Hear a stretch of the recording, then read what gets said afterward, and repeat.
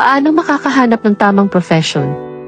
Mga kapatid, nais kong ibahagi sa inyo ang pinakamahalagang bagay upang magkaroon ka ng pangmatagalang hanap buhay, ngunit handa ka na bang magsakripisyo sa buhay?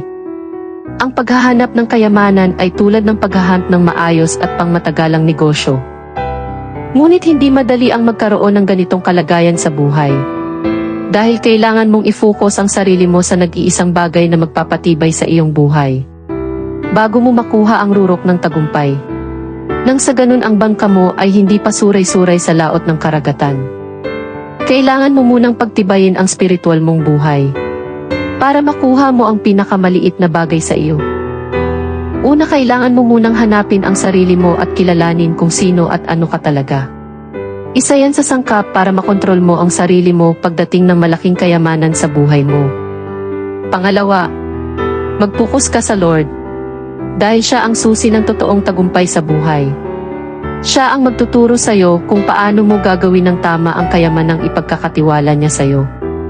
Kapag nagawa mo ang una at pangalawa, dun mo malalaman kung ano ang magiging profession mo sa buhay. Maraming salamat at God bless.